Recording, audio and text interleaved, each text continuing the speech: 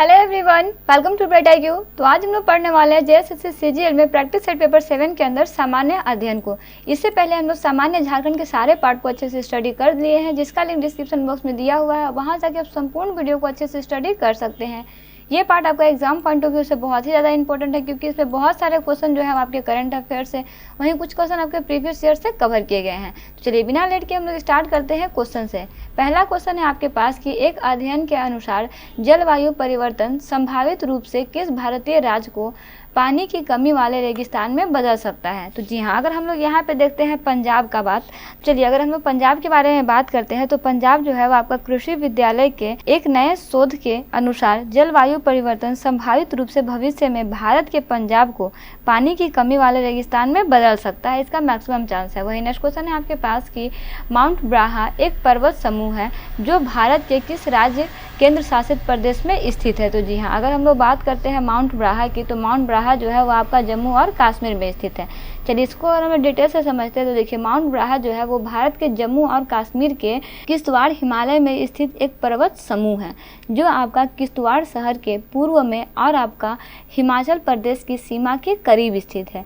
वहीं इसमें और इंटरेस्टिंग फैक्ट जानते हैं तो इसमें बेसिकली एक भारतीय टीम ने 6416 मीटर की ऊंचाई पर स्थित माउंट ब्राहा एक के शिखर पर सफलतापूर्वक जो है वो पहुंचकर इतिहास रच दिया है।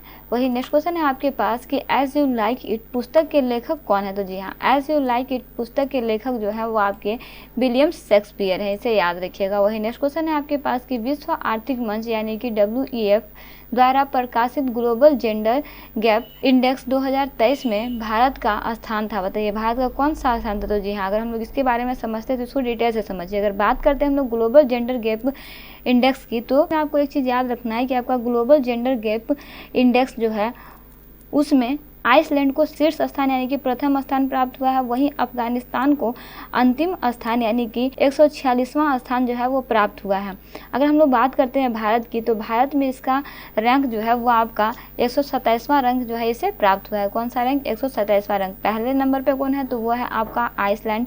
लास्ट नंबर पे कौन है? तो वह है आपका अफगानिस्तान। कितने नंबर पे है, कितना कौन से रैंक पे आता है? तो ये आपका 146वां रैंक पे आता है। भारत आपका 127वां रैंक पे आता है ना। वही नेक्स्ट क्वेश्चन है आपके पास कि गीतांजलि श्री को उसकी किस पुस्तक के लिए प्रतिष्ठित मैन बुकर पुरस्कार 2022 प्रदान किया गया। तो जी हाँ, उस बुक का नाम था टॉम ऑफ स्टोन। अगर हम लोग इसको डिटेल से समझते हैं तो याद रखिएगा कि गीतांजलि श्री मैन बुकर पुरस्कार जो है वो जीतने वाली भारत की पहली लेखिका जो है वो बनी है। इनका पुस्तक जो है ये आपका मूल रूप से हिंदी में जो है वो आपका रेत की समाधि है। याद रखिएगा, यहाँ पे टॉम ऑफ स्टोन है, इसका हिंदी नाम है रेत की समाधि नामक पुस्तक जो है वो प्रकाशित हुई थी, जिसका अंग्रेजी में अनुवाद जो है वो आपका डेजी रॉकवेल ने किया था, टॉम ऑफ स्टोन। ठीक है, वहीं आगे बढ़ते हैं, देखते हैं इसका नेक्स्ट क्वेश्चन जो है आपका कि निम्नलिखित में से कौन सा विकल्प सुमेलित है, यानी कि इसमें से कौन सा ऐसा है जो सही है। तो देखिए अगर हम लोग यहाँ पे देखते हैं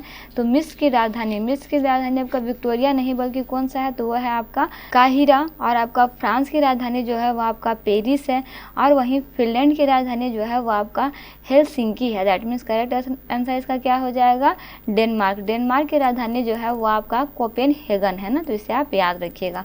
वहीं आगे बढ़ते हैं, देखते हैं इसका नेक्स्ट क्वेश्चन जो है आपका निम्न में से किस देश की मुद्रा डॉलर नहीं है। डॉलर है नहीं, डॉलर नहीं है। तो जी हाँ, अगर हम लोग यहाँ पे देखते हैं तो आपका वेनेजुएला जो है ना, वेनेजुएला की मुद्रा जो है वो आपका डॉलर नहीं है, बल्कि यहाँ का मुद्रा जो है वो आपका बोलीवर है। वहीं बाकी आपका न्यूजीलैंड हो गया, फिजी हो गया, ऑस्ट्रेलिया हो गया, इन सारा का मुद्रा जो है आपका डॉलर है। ठीक है, तो इसे याद रखिएगा। वही नेक्स्ट क्वेश्चन है आपके पास कि निम्नलिखित में से कौन सी भाषा को संविधान की 8वीं अनुसूची में शामिल नहीं किया गया है, यानी कि यहाँ पे कोई एक भाषा जो कि 8वीं अनुसूची में शामिल नहीं किया गया है संविधान के अंदर। तो जी हाँ, वो भाषा है आपका अंग्रेजी भाषा। अंग्रेजी भाषा को संविधान की 8वीं अनुसूची में शामिल नहीं किया गया है। वहीं आपका डोगरी हो गया, मणिपुरी हो गया, मैथिली हो गया, इस तरह के टोटल 21 भाषा को जो है ना आपका संविधान की 8वीं अनुसूची में शामिल किया गया है।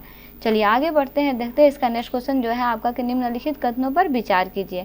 आपके पास यहाँ पे जो कथन दिए हुए हैं आपको विचार करना है, सही उत्तर को चयन करना है।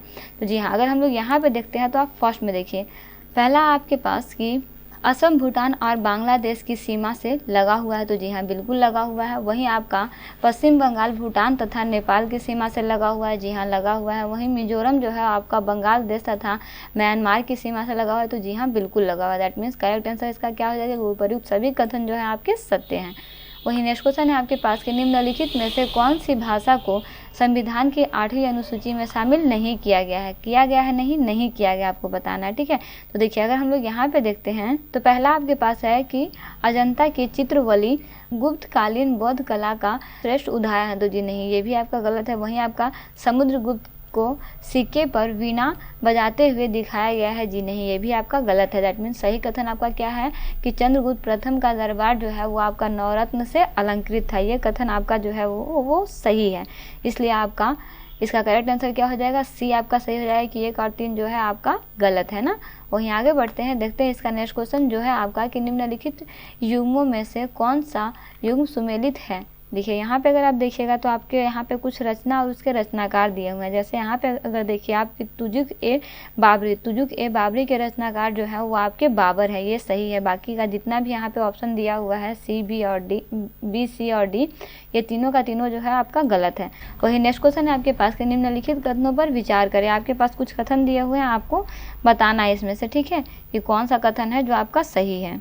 देखिए, पहला आपके पास है कि आपका रॉबर्ट क्लाइव बंगाल के प्रथम गवर्नर जनरल थे? तो जी नहीं, ये आपका गलत कथन है। इसमें क्या हो जाए कि आपके वारेन हेस्टिंग्स जो है उनको 1974 में बंगाल का प्रथम गवर्नर नियुक्त किया गया था। वहीं 1833 में लॉर्ड विलियम बेंटिंग को भारत का सर्वप्रथम गवर्नर बनाया गया था। दैट मीन्स बी ऑप्शन जो सेकेंड ऑप्शन जो है इसका आपका करेक्ट हो जाएगा।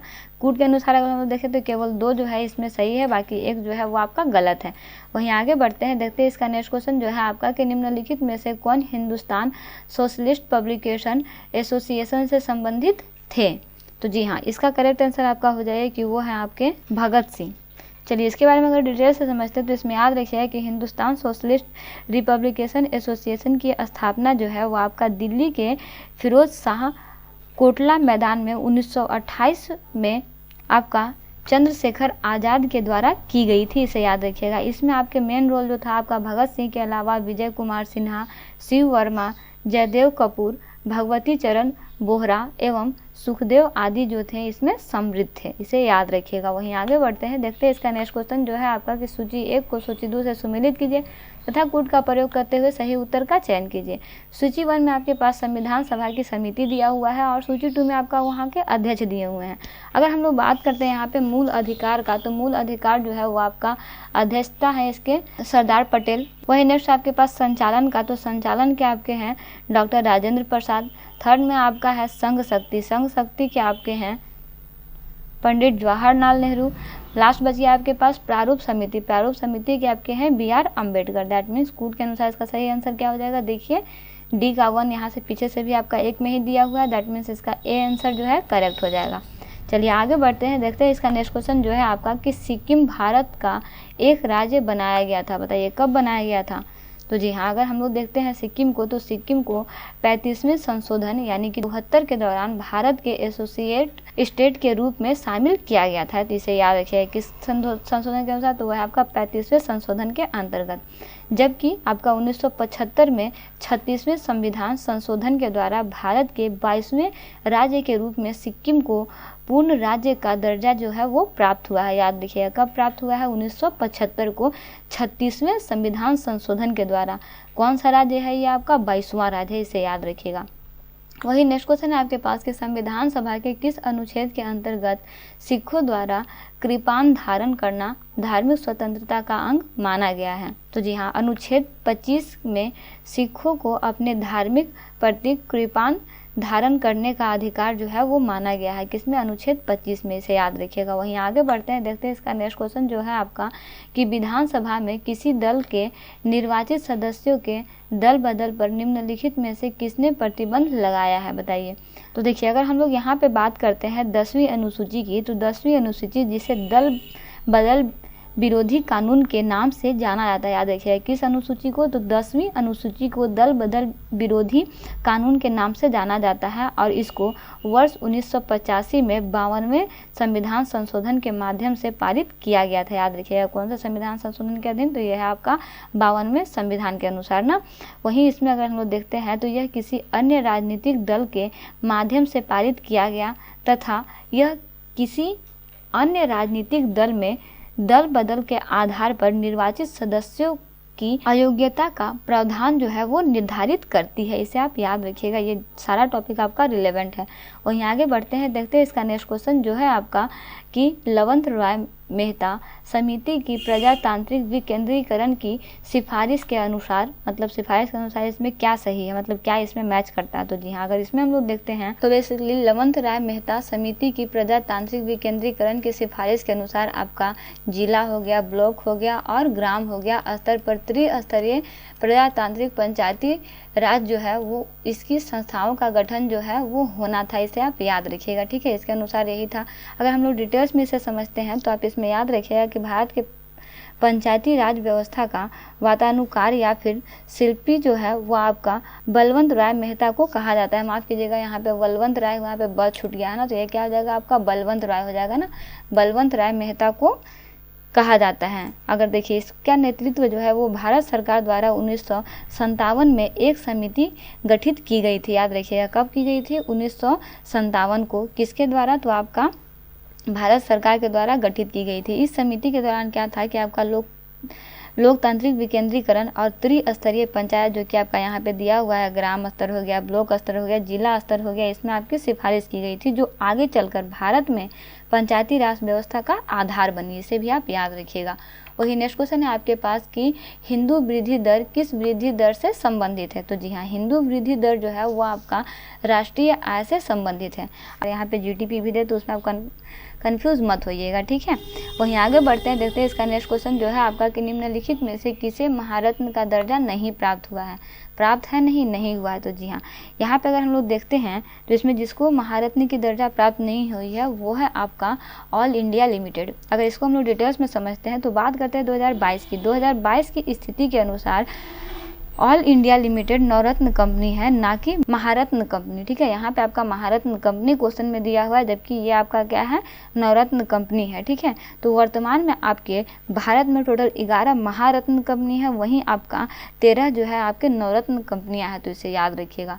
वहीं आगे बढ़ते हैं, देखते हैं नेक्स्ट क्वेश्चन जो है आपका कि अटल नवप्रवर्तन यानी कि इनोवेशन मिशन किसके अधीन स्थापित किया गया है। बताइए किसके अधीन स्थापित किया गया है। तो जी हाँ, अगर इसमें हम लोग देखते हैं तो हम लोग यहाँ पे अटल नवप्रवर्तन मिशन जो है वो आपका 2015 के नीति आयोग के अधीन जो है वो स्थापित की गई थी, जिसका मुख्य उद्देश्य जो था वो आपका स्कूल, अनुसंधान संस्था और आपका औद्योगिक स्तर पर नवाचार को बढ़ावा देने का बेहतर वातावरण बनाना था। दैट मीन्स करेक्ट आंसर क्या हो जाएगा कि आपका नीति आयोग था ना, ठीक है। कब का था, तो 2015 का था, इसे भी याद रखिएगा।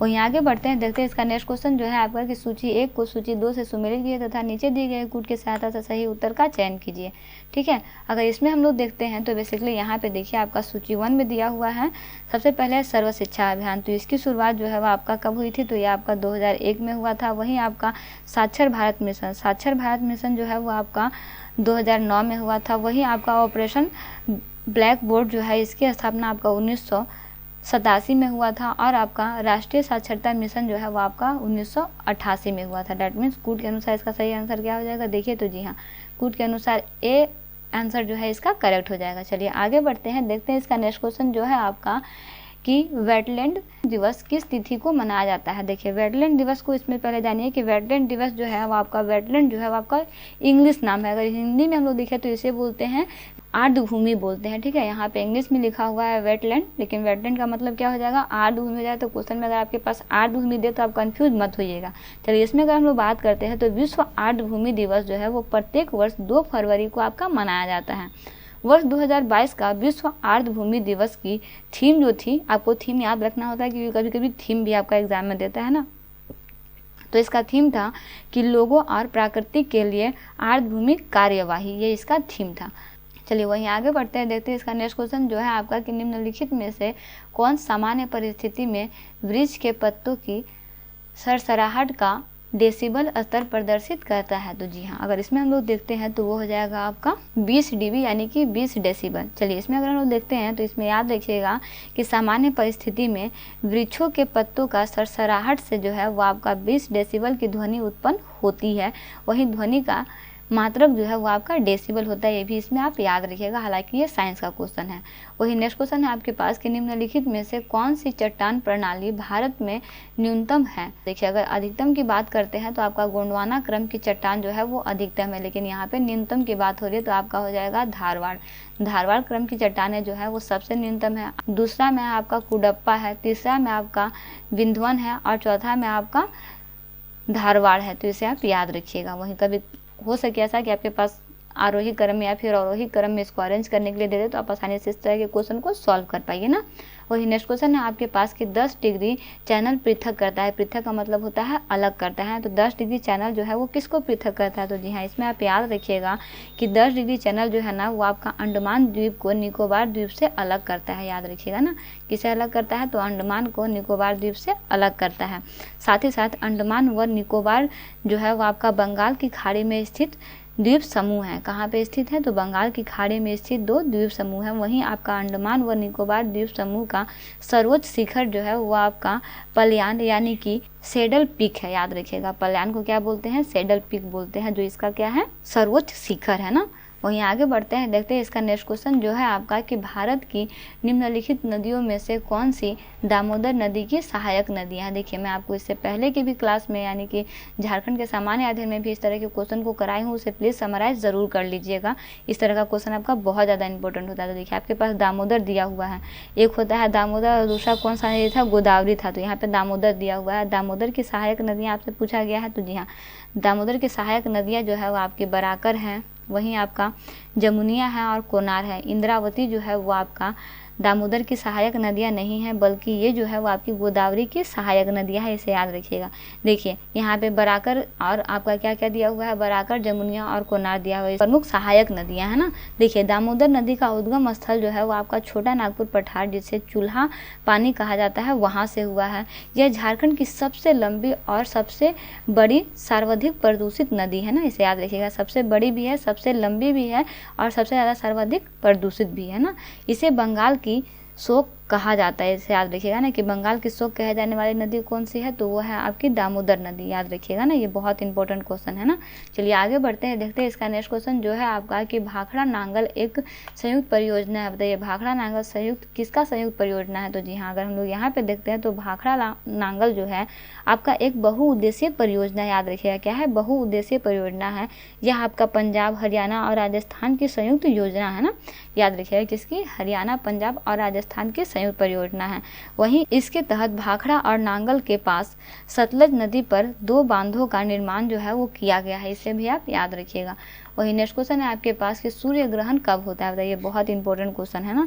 तो जी हाँ, अगर हम लोग बात करते हैं सूर्य ग्रहण का तो याद रखिएगा कि जब चंद्रमा सूर्य और पृथ्वी के बीच आता है, जिससे सूर्य का प्रकाश जो है वो पृथ्वी तक नहीं पहुंच पाता, और इस स्थिति में केवल प्रतिपाद यानी कि न्यू मून डे होता है, या इसे बोल सकते हैं अमावस्या की होती है। ठीक है, दैट मीन्स ये आपका किस दिन होता है सूर्य ग्रहण? तो ये आपका अमावस्या के दिन या फिर प्रतिपाद न्यू मून डे के दिन होता है ना। जबकि आपका चंद्र ग्रहण जो है वो हमेशा पूर्णिमा को होता है। चंद्र ग्रहण कब होता है? पूर्णिमा को होता है। और आपका सूर्य ग्रहण कब होता है? तो ये आपका अमावस्या में होता है ना, याद रखिएगा। वहीं आगे बढ़ते हैं, देखते हैं इसका नेक्स्ट क्वेश्चन और इस पार्ट का लास्ट क्वेश्चन जो है आपका कि सूची 1 को सूची 2 से सुमेलित कीजिए तथा नीचे दिए गए कूट की सहायता से सही उत्तर का चयन कीजिए। आपके पास सूची 1 में नाभिकीय शक्ति केंद्र दिया हुआ है, उसका राज्य दिया हुआ है। सबसे फर्स्ट में हम लोग देखते हैं यहाँ पे, तो सबसे फर्स्ट में आपका क्या दिया हुआ है? कोटा दिया हुआ है। कोटा को आपको रावत भाटा भी बोलते हैं, याद रखिएगा। कोटा को रावत भाटा नाभिकीय संयंत्र बोलते हैं। तो कोटा नाभिकीय संयंत्र जो है वो आपका कहाँ है? राजस्थान में स्थित है। वहीं तारापुर नाभिकीय संयंत्र जो है वो आपका महाराष्ट्र में स्थित है। और आपका वहीं आपका काकरा नाभिकीय संयंत्र जो है वो आपका गुजरात में है ना, याद रखिएगा। माफ कीजिएगा, गलती हो गया था। वहीं नरोरा जो है ना वो आपका उत्तर प्रदेश में है। ठीक है, इसके अलावा एक और आता है आपका कैगा नाभिकीय संयंत्र। और नेविगेशन इसमें नहीं दिया हुआ, लेकिन आप याद रखिएगा, कभी हो सकता है कि ये पूछ दे। ये आपका कर्नाटक में स्थित है ना, तो आपका देखिए सुमेलित के अनुसार बी जो है ऑप्शन इसका सही हो जाएगा। ठीक है, तो बेसिकली इस तरह से हम लोग सामान्य अध्ययन यानी कि करंट अफेयर्स में सारे इंपॉर्टेंट क्वेश्चन को स्टडी कर चुके हैं। ये आपका प्रैक्टिस सेट पेपर 7 से कवर किया गया था। सारा क्वेश्चन आपका एग्जाम पॉइंट ऑफ व्यू से बहुत ज़्यादा इंपॉर्टेंट है।